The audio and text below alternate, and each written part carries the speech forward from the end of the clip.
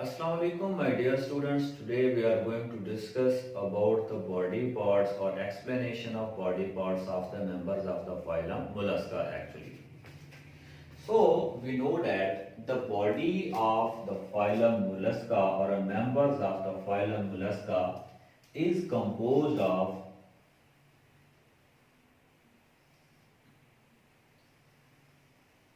three main parts. The body of the phylum Mollusca is composed of three main parts. What are the three main parts? The first part is known as foot actually. So this is a portion of the body of the mollusk from here up to here, and this portion is known as foot. So now we have to discuss that what is the function of this structure which is known as foot.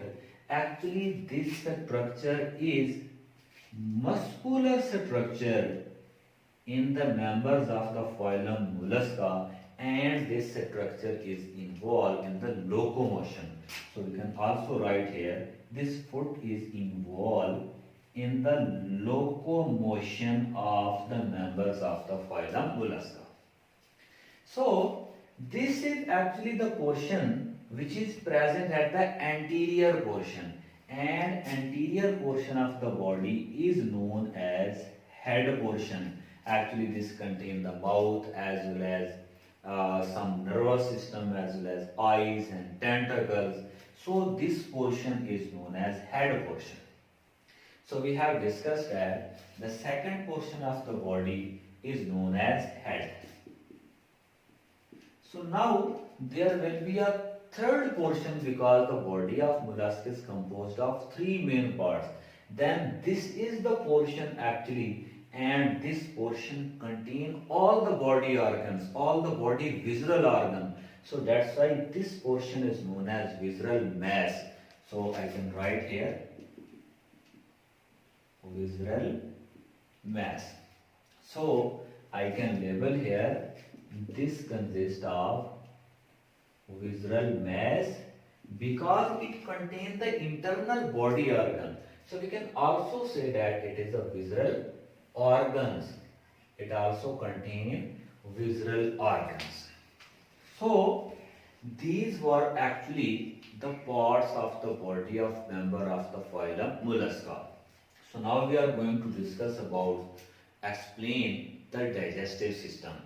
So actually here is a portion, and this portion is known as mouth. This portion is known as mouth, and this mouth is definitely involved to capturing the food material, and this mouth will lead to another structure. Actually this is another structure. Mouth capture the food and transport this food to this structure, and this structure is known as radula. This structure is known as radula. So what is the function of this radula? This radula is actually involved to scrape the algae. So I can write here the function of this radula in the digestive system is scraping of algae. So after this radula, this is whole the digestive portion, and in the digestive system there is another expanded portion, this, and this expanded portion in the digestive system is known as digestive glands. So I can write here these are digestive glands, and these digestive glands secrete the different digestive enzyme in the digestive system to digest the food material actually. And this is the stomach actually, and this one is the small intestine, and after the intestine this is a large intestine, and this large intestine at least open into here a structure, and this structure is known as actually anus. This anus is involved to excrete or to eliminate the undigested food material which is actually not digested in this digestive system. So after this, we are going to discuss about this upper portion actually, and this whole portion. This portion actually which is covering the body of this animal, this portion is known as mantle. This is known as mantle. So what is the mantle actually? The mantle is the covering of this animal, and this mantle secrete the shell, calcareous shell. So for example, this layer is known as mantle, and it is secreting another layer around it, and this layer is actually known as shell. This layer is known as shell, and this shell is actually composed of calcium carbonate and some proteins. So we can say that this mantle is involved in the secretion of this shell, because this shell is composed of calcium carbonate. So that's why we can also say that calcareous shell. Calcareous shell. Calcareous shell. So after this, we are going to discuss that this is a portion, and this portion is known as phylum actually. This portion is known as phylum, and in the last lecture we have discussed that phylum of the phylum Mollusca, or the phylum of the members of the phylum Mollusca, is reduced. So we can say that this one is a phylum, and this phylum contains some body organs such as here is a portion, and this is known as heart, and this heart is involved to transport the circulatory fluid in the body of this organism. And this, we know that in all the organisms or in all the animals, the circulatory system is always involved or connected to a respiratory system. So actually, here are the portions, and these are the structure, and these structures are known as gills.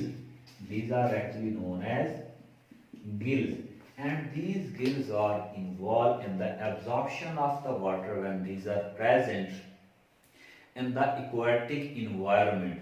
So water will circulate from here,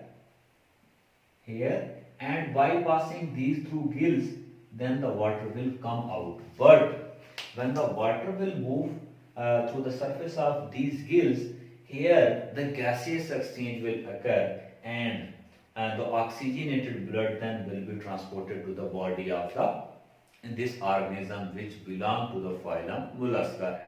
So after this, now we are going to discuss about the chemical composition and secretion of this shell actually. So we can mention here secretion and chemical composition of shell. So for example, this one is a layer, and this layer is known as mantle, and we know that I can label it, this one is a mantle. This mantle secrete the shell, and the mantle secrete the shell, and shell is composed of three layers. So first and uppermost layer of the shell is known as periostracum. This layer of the shell is known as periostracum. I can write here periostracum, and this upper layer of the shell is composed of protein. So this is the uppermost layer.